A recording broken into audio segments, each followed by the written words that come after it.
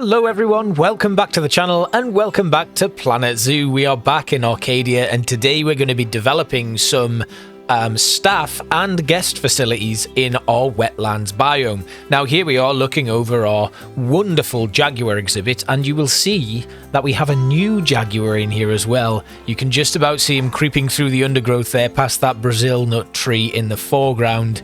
Yeah, that's right. We have a male black panther who has arrived within the zoo.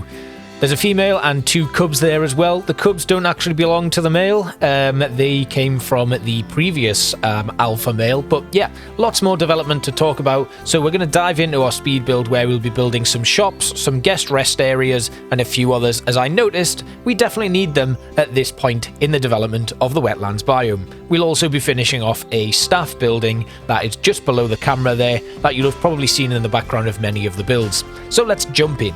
Now, one of the things that I'm acutely aware of over the past few episodes is we're playing around with a lot of the same themed objects, and that is probably going to continue today. It might not continue long term, but right now we're working with, again, temple pieces.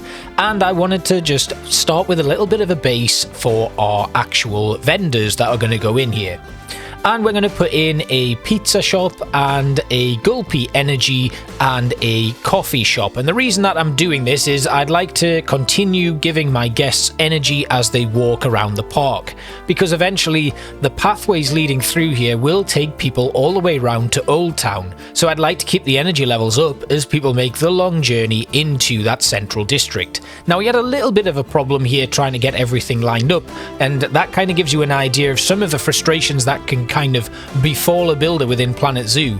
Once you put these paths in and you start lining things up, it can get very difficult. But I am finally starting to find my feet and kind of find a way of working that suits me.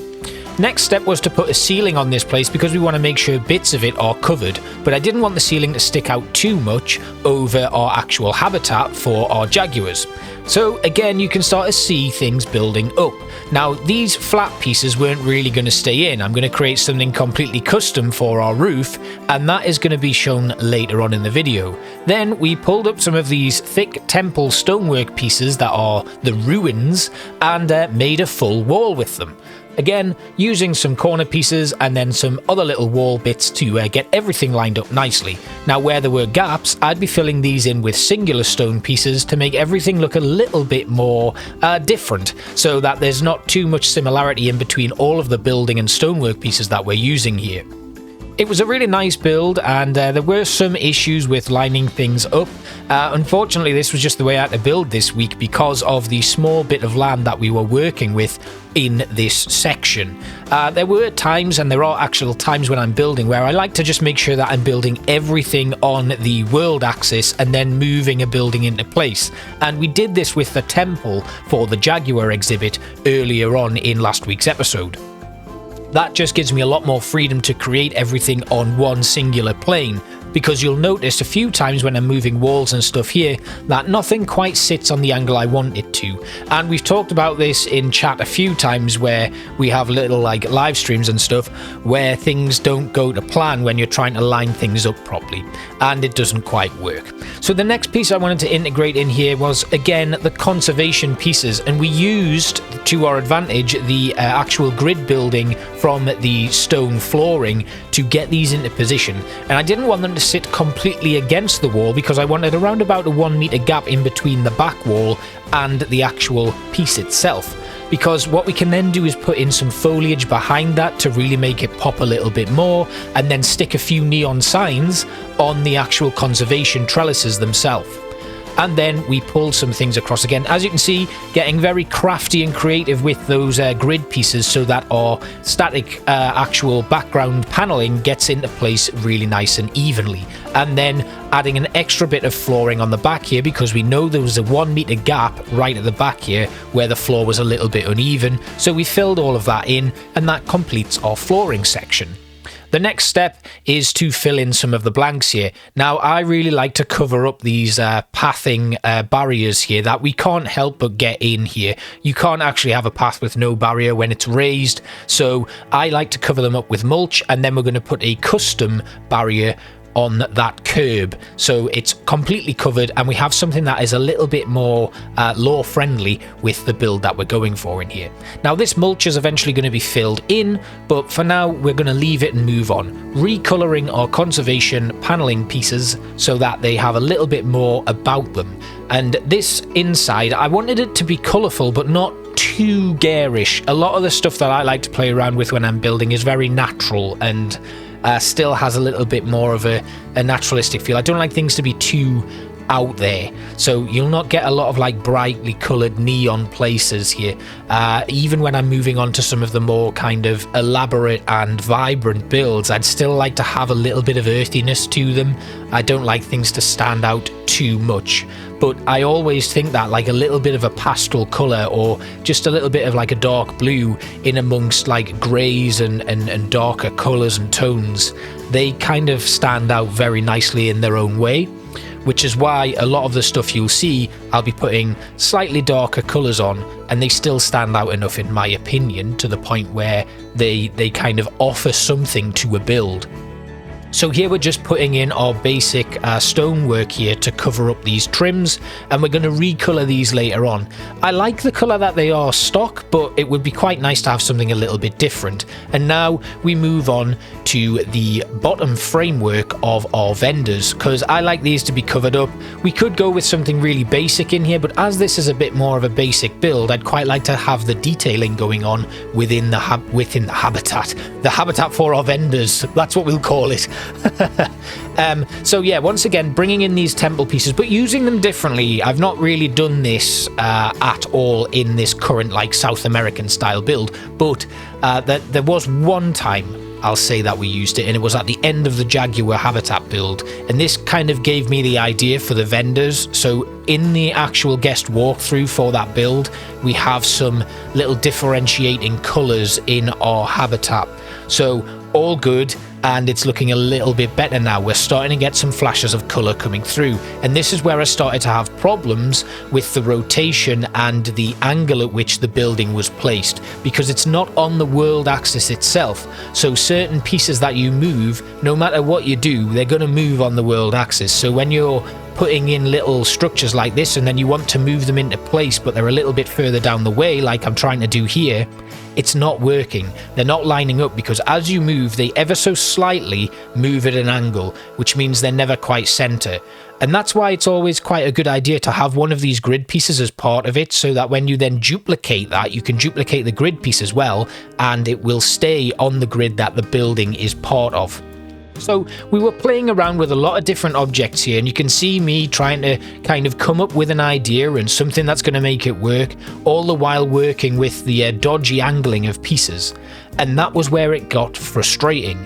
But I think eventually it helped, and we managed to get something that looked really nice, and these kind of pillars going up with the nice decorative stone blocks in between were a really nice finishing touch for this, and they gave enough of a kind of a pop to the actual area itself that I was able to say, yeah, I'm happy with this. This is how we're going to proceed with the decorative aspect of the walls within this build. Now, I don't want to fill it with too much foliage because it's an actual guest area of foot traffic and not kind of part of a habitat decoration. So there's not going to be too much overgrown foliage like when we're playing around with habitat builds.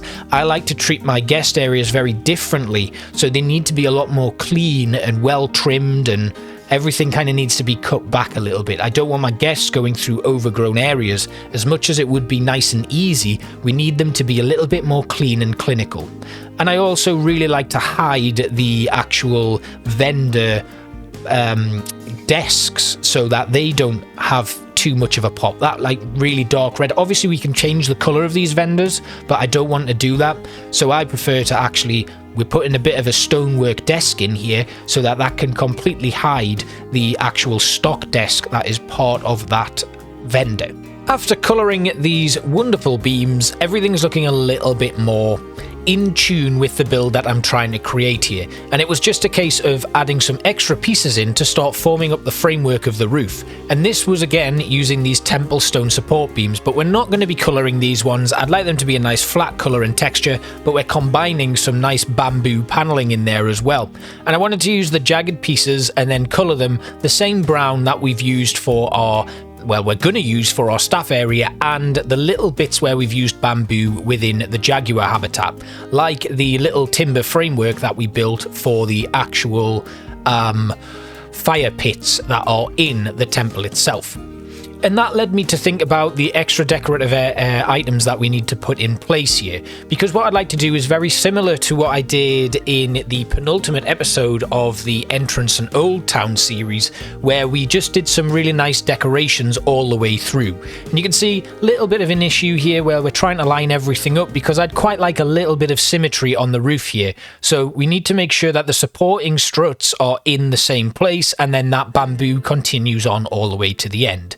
And I'm not too worried about the fact that there's some jagged edges here and the bamboo isn't quite lining up, because we're going to sort that out as well. And then areas where, as you can see on the left-hand side of the build, we have a little bit of an overhang of bamboo where it's kind of supported by nothing. Like I said earlier on, we're going to fill that in with these stone structures as well, just to finish it all off.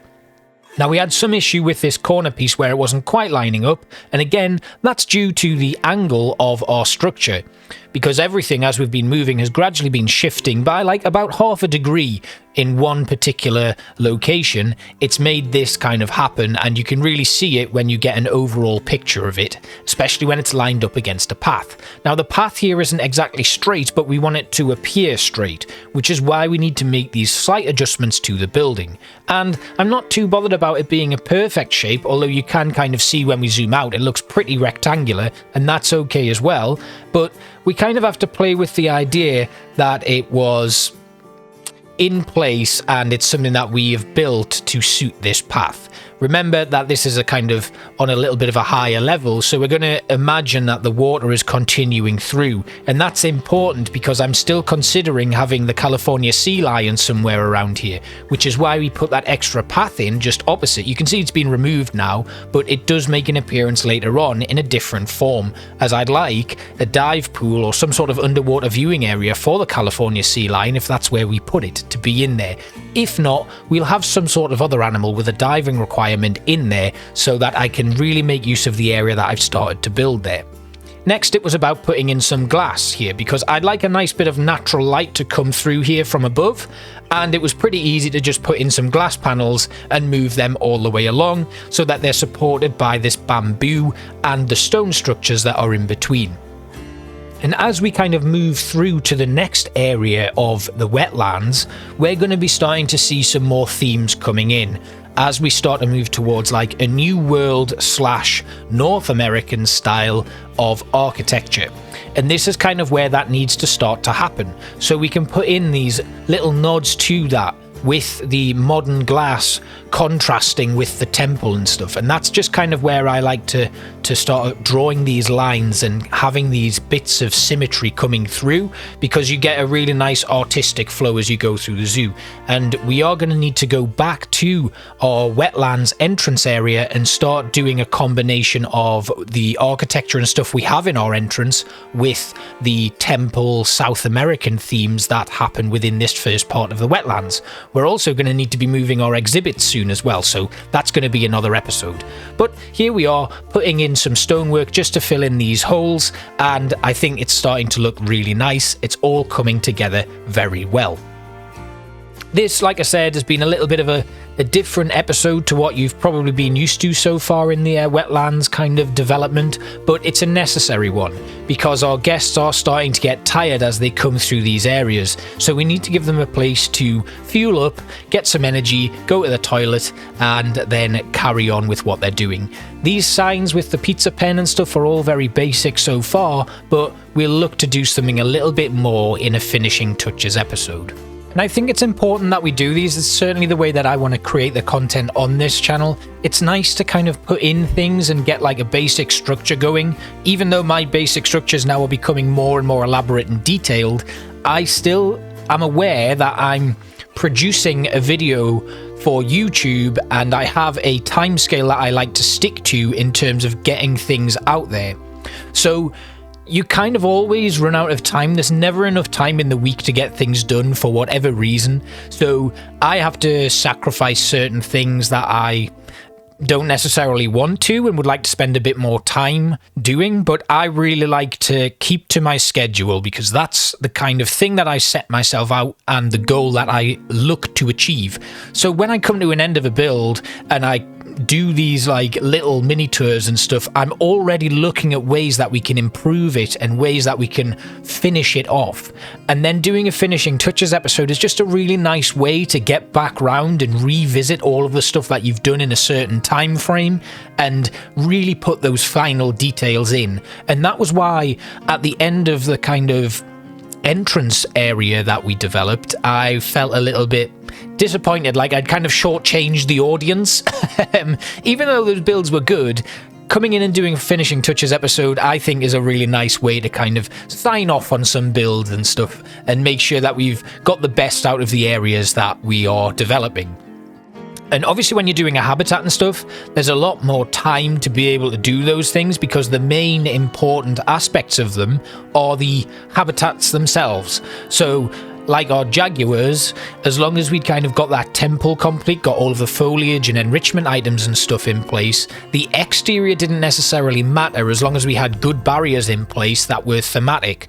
But the pathways surrounding a habitat hadn't been touched at all. So to come back and do those guest walkway areas and little extra touches on a staff area, they're the important finishing touches that I like to save for a separate episode because it gives us all that communal chance to finish off and say goodbye to an area before we move on to the next one. So I've rambled a little bit there and you can see we've developed and moved on to a new area, this one being our staff building, which you will have seen in its basic framework in the background of many of the latest videos, starting with our actual capybara habitat when I first put this in place. So I've moved everything back so it kind of cuts into the hillside there, and we are once again using some 4-meter wooden grid-based pieces there that will allow us to stick these panels to it.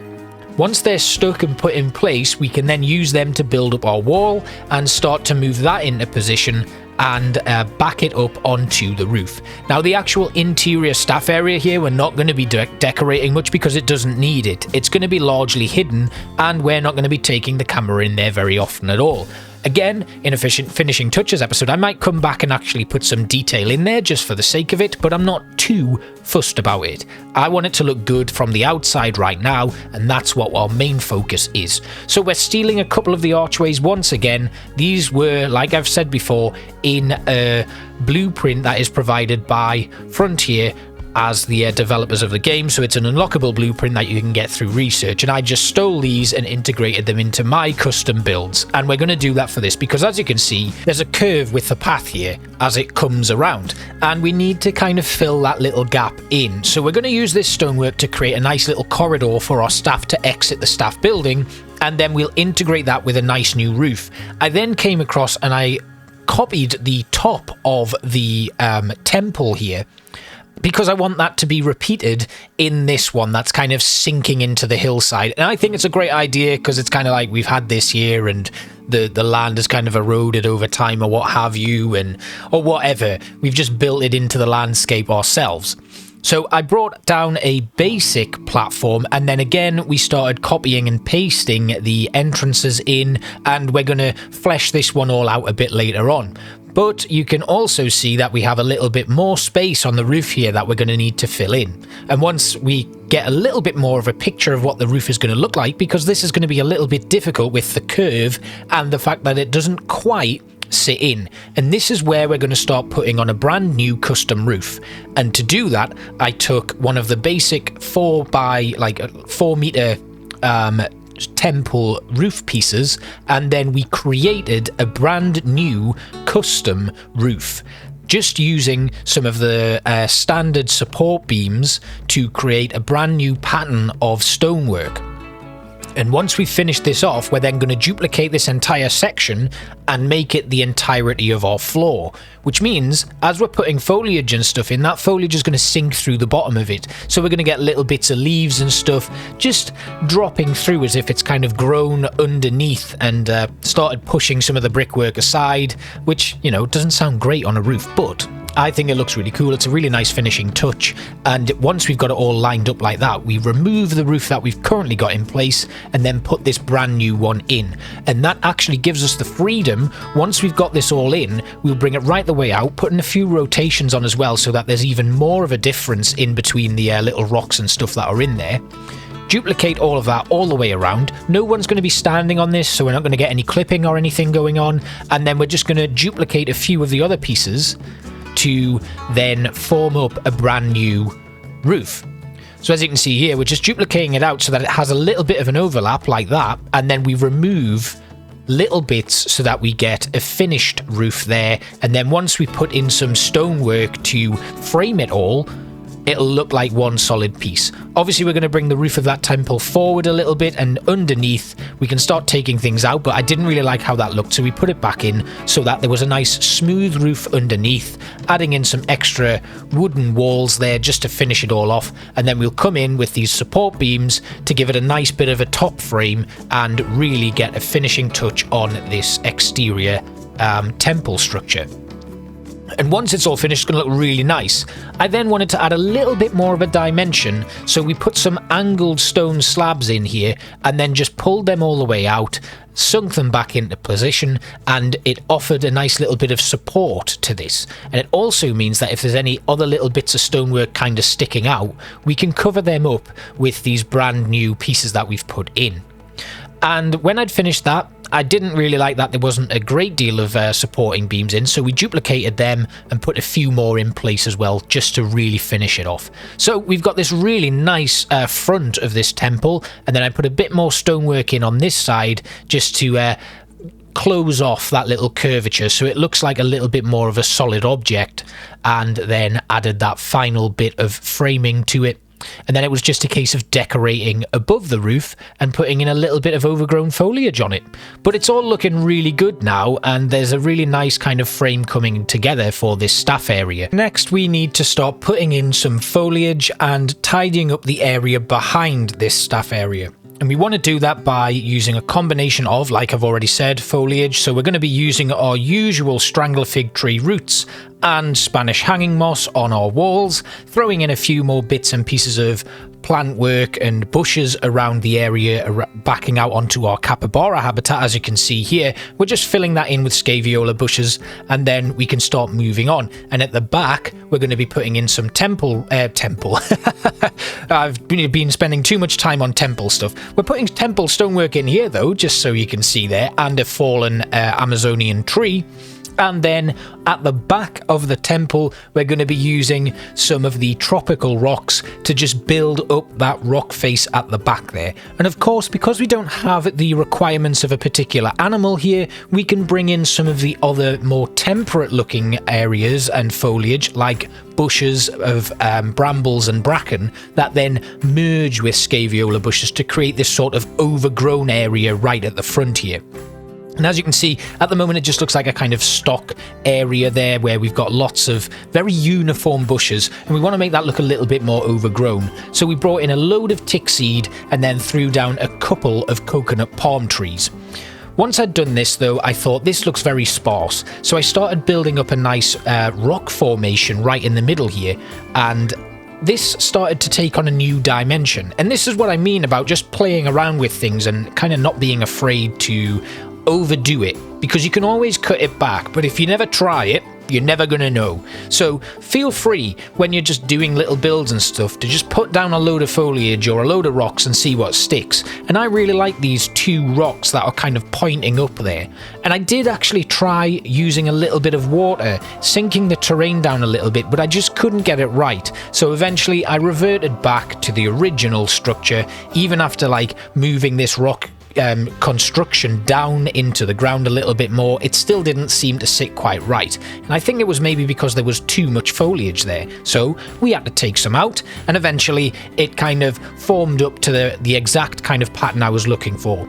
Another thing that had a really negative bearing on it was the actual terrain paint as well. So I had to repaint all of the terrain around the rockwork, and that eventually got to something that was what I was looking for. But as you can see here, there was a lot of messing on with the terrain adjustment tools and trying to get everything to sit right. And I just thought it was important to leave this part of the video in, because it doesn't always go right for me. I'm not always happy with things, and you have to kind of go back and make adjustments and try things out to find that you don't like it, and then try something different. But it's always important to at least give it a go. It's one of my biggest tips. But I have learned that after many kind of frustrations in trying to get it to work.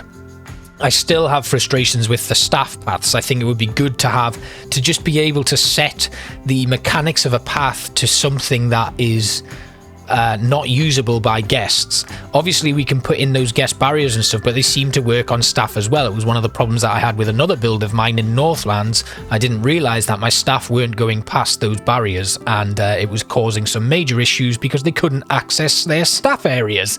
Anyway, coming in here, we're moving some of the rocks there from our waterfall over the Capybara habitat into place, and then adjusting the terrain accordingly, giving it a little bit of a paint on every single side of it so that the rocks merge a little bit more seamlessly into the environment. Now obviously, as the area behind this staff area isn't part of our build today, it's going to look a little bit janky and a little bit unfinished, but that's something that we will start to merge together as we come around and put in these finishing touches and actually start our mountain biome at some point.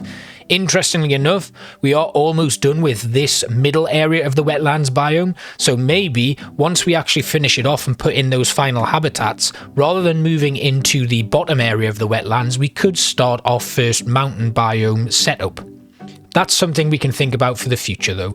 And the next kind of bits that I wanted to do was finish off this little side bit of the rocks as they come down and merge with the temple structure that we've got there, and remembering that our train tunnel is just to the right of your screen here. We need to start forming out the entrance, the exit of that train tunnel, and the way that this comes down. It's very stark at the moment and it doesn't quite sit right, so that's something that we need to look at. And I know you've seen all of this many times before, so we're not going to spend too much time showing this, but we are now once again putting in our South American style foliage just to finish it all off on the top of this temple. I did put an extra couple of construction pieces in here in the form of the jaguar statues, just so that they're kind of patrolling or prowling the top of this temple and giving a little bit of an extra decorative touch to it all so that it doesn't look too samey in this area. Now obviously the foliage on top of here is very different to what we've got in our actual jaguar habitat, but it's not different enough to kind of go, you know, it's not too similar so that you can think, oof, this is the same structure that you've copied. But what I did want to do is put a large strangler fig growing out of the top of this. However, this one was too big. As you can see, the roots are dropping down here. Now, if those roots were a little bit more well designed, I would have left them in. Like if they had the same sort of texture as the roots that we use as decoration here, I would have just left them in and had them growing underneath. But as it happened, they didn't. So I went with this big strangler fig here growing out of the top, as if that's burst through the temple and forced the rockwork aside. Then we threw down some more little bits of rubble just to give it a little bit more of a finishing touch. Because we had that larger roof here, we had to do a little bit more to fully flesh it out, and that's why these jaguar statues came in as well. I didn't have a lot more to do, so we're going to move over to something and I'm going to show you a little bit of a decorative touch that is going to finish off everything in this brand new build that we're doing today. So we're back over at our guest facilities area and we're going to put some finishing touches on the rockwork over here with a couple of liana vines and a few other bits and pieces. We've got some bromeliad plants in there and again some more palm trees that we're going to put down, and then scaviolas coming in, but we want to sink them down enough so that the bromeliad plants stick out. Then our Swiss cheese plant, monkey face orchids, and a few others coming in. Then again, more vine curtains up there on the top, just making sure that they sink in right. And again, more foliage on top of the rocks here, just to give it a little bit more of a dimension. Once again, as I've already said plenty of times, you've seen this before. We're also going to finish off our planters within the actual vendor area, and coming around here with some more vines and roots and lots of other things just to finish it all off. Spanish hanging moss going on the rockwork on our building here. Of course, we don't want to overdo this because, like I said before, I want it to be a little bit more clean and clinical. And then we make some bamboo here. And the reason I'm doing this is it's time to start putting in some custom signage. So this is something that's then going to go all the way back through, and we're going to start developing some actual custom signs for our guests, just to add some real quality of life finishing touches to the builds. When you go to a zoo or a theme park or anything like that, you can see these advertising banners everywhere, and they're pretty in your face, but they'll normally be advertising a ride or an animal or some sort of food store that's nearby. So I want to start putting these in just to add some extra guest detailing to the rest of this park. So again, this is kind of a preview for an episode that we're going to do where we go by and add little bits and pieces in here. So obviously, because we're in the South American themed area, these are going to be made of bamboo with some rope put on them, and they are basically 2-meter or 1-meter projection screens. I can't quite remember. And what I'm then going to do is, in Photoshop or whatever image manipulation software you use, design a custom barrier using screenshots from within the game to advertise some of the animals that are nearby. So we'll have the jaguars, the capybara, or we may even then put like a little pizza pen logo in there or something like that. But it's all just to add some more decoration. And while I was here, I noticed that some of our little supporting pillars here were just floating, so I added a couple of bases for them.